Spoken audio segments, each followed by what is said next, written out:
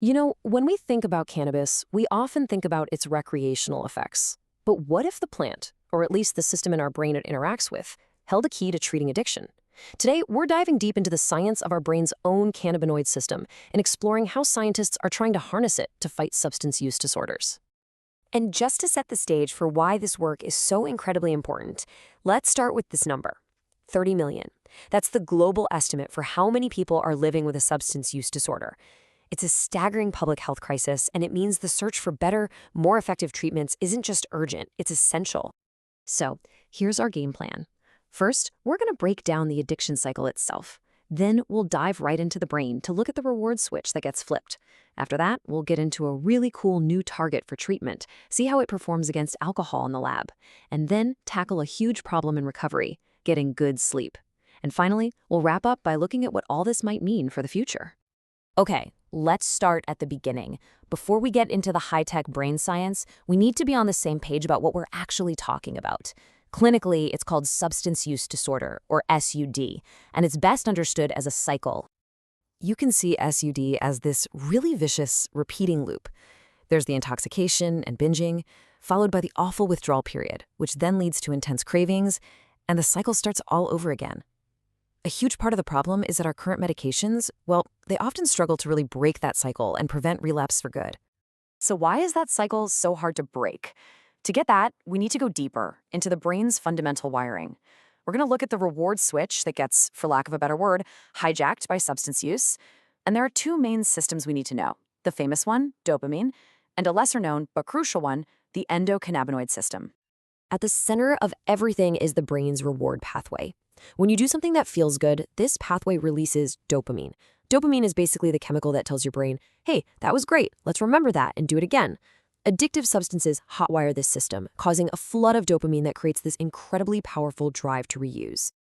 But here's the thing, dopamine isn't working in a vacuum. There's another major player here, the endocannabinoid system, or ECS. The best way to think about the ECS is like a master volume control for your brain.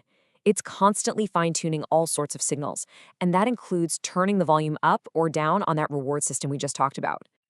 So what is the system made of? Well, it's basically three parts. You've got receptors, which are like little docking stations on your cells. The CB1 receptor in the brain is the big one here.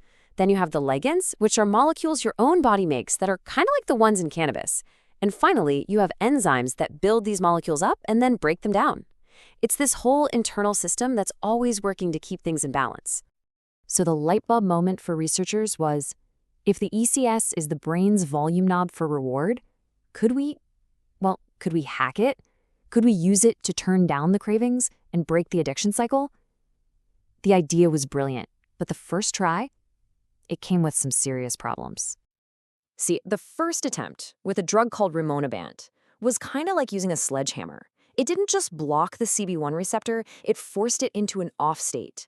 And while that did seem to reduce substance use in animals, it caused really bad psychiatric side effects, like severe depression, and it had to be pulled off the market.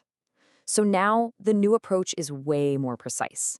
Instead of a sledgehammer, it's like a key that just fits in the lock and blocks anything else from getting in. These neutral antagonists prevent drugs of abuse from overactivating the system, but they leave its normal, day-to-day activity alone, which should make them a whole lot safer. Okay, so that's the theory behind the smarter, safer approach. But does it actually work? Let's take a look at a study where one of these new compounds, called AM6527, went head-to-head with alcohol in the lab. The results were pretty incredible. In a test that's designed to model binge drinking, the mice that got a placebo, the vehicle, drank a lot of ethanol. But look at the mice that got AM6527. Their drinking dropped a lot. It was a really clear effect. But here's what's even more interesting. It didn't just make them drink less, it also made them want it less. In another experiment, where the mice had to actually work to get the alcohol, the ones on AM6527 just didn't try as hard. It seems to have dampened that motivational pull, that seeking behavior, which is at the very core of addiction. And this part is a really big deal. The compound worked just as well in female mice as it did in male mice.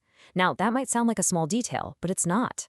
One of the standard medications used today, acamprosate, actually failed to work in the female mice in this very same study. So finding treatments that are effective for everyone is a massive step forward. All right, so the lab results for reducing drinking and craving look really good. But let's be real, addiction is so much more than that. It's also about dealing with the brutal, real-world symptoms that come with recovery. And one of the absolute biggest ones is sleep, or rather, the lack of it.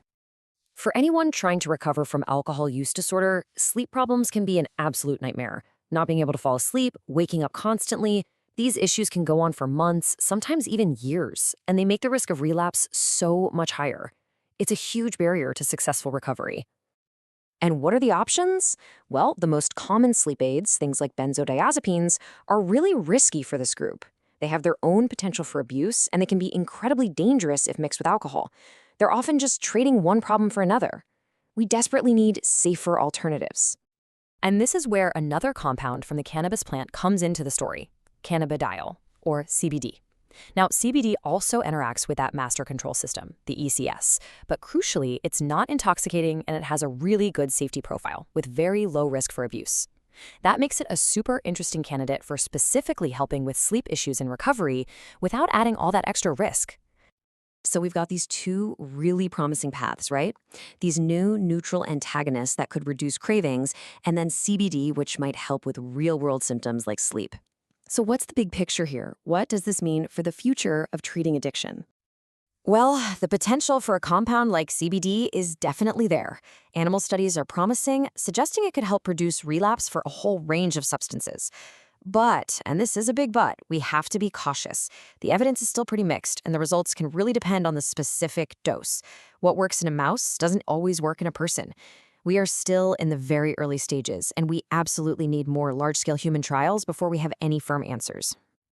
Which brings us to our final question. Is hacking the brain's endocannabinoid system the huge breakthrough we've been waiting for? Or is it more likely to be one important piece of a much, much bigger puzzle? A puzzle that includes therapy, social support, and understanding the whole person, not just the brain chemistry. The science is moving fast, and right now the final picture is just starting to come into focus.